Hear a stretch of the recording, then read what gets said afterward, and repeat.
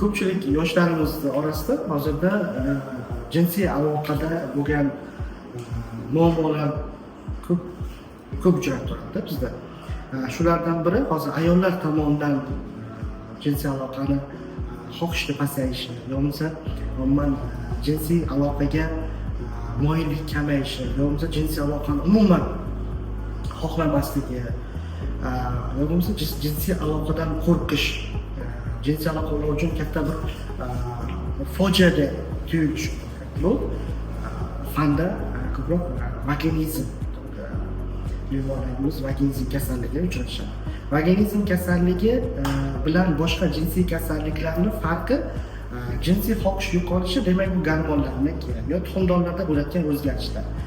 Jinsiy aloqadan qo'rqish, jinsiy aloqa shu boshlandi degandan boyagi vahima bosib, uni shu xuddi bir kimdir uni pichoqlaydigandek, bo'g'izlaganday tuyuladigan kasallik, ya'ni shu eri jinsiy aloqa boshlaymiz degandan uni tepib, charillab, o'sha umuman yoniga yaqinlashtirmasligi bu vaginizm kasalligi hisoblanadi. Vaginizm kasalligini hech qachon erkak o'z ayoldan xafa bo'lmasligi kerak. Hech qachon erkak ayolni urmaslik, so'kmaslik kerak. Chunki bu o'zi xohlamagan holda ayol o'zini boshqara olmaydi. Bo'ldi.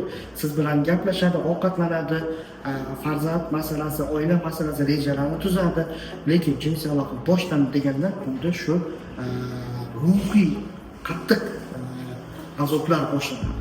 Bu o'zi bilmaydi bu narsani o'zi boshqara olmaydi. Hatto shuni doktorga boramiz degandan keyin ham unga katta qo'rquvlar boshlanib ketadi.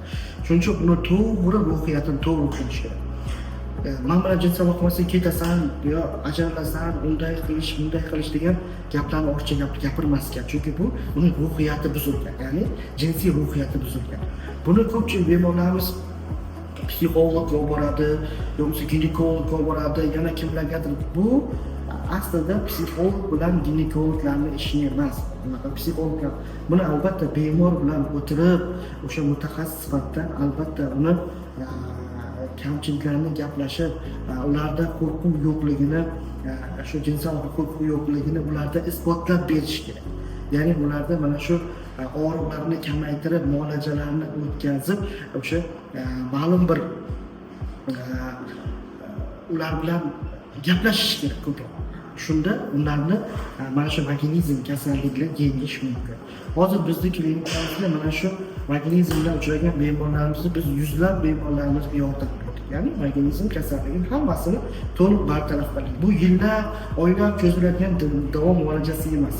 Yo'qsa ma'lum bir tibbiy dorisini beradigan emas. Kunlarda eshitamiz, narkoz berib jinsiy aloqa qildiriladi.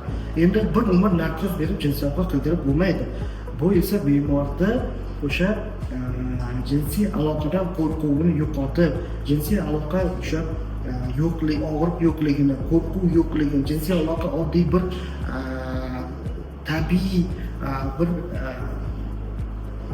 voqealigini o'shani bemorga o'zini yoshiga nisbatan, o'zini xarakteriga nisbatan, o'zini o'sha dunyoni qabul qilishga nisbatan shunday to'g'rilab tayyorlanib beriladi. Ya'ni bizda o'sha og'riq qoldiruvchi muolajalar qilinadi va keyin o'sha jinsiy aloqani yaxshiligini, ularda hech qanday muammosi yo'qligini albatta o'ziga isbotlab beriladi. Shunda vaginizm o'z-o'zidan yo'qoladi.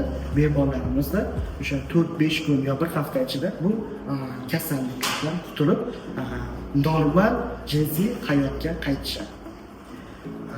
Shuning uchun bemorlarga aytamiz, buni hamma joyga yuborib, psixologga yuborib, uni asabiyat tengmaydi.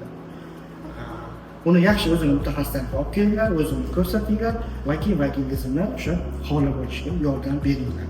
Hech qachon uni ruhiyatiga qarshi bormanglar. U keyin umuman hayotdan ham, oiladan ham, boshqa narsadan ko'ngil sovib ketishi mumkin. Shuning uchun bu kasallikni hozir bizning klinikamizda hozirgi kunda 100% natija bilan davolab bemorlarimizni o'sha kerakli jinsiy hayotga qaytishga yordam berib kelmoqdamiz.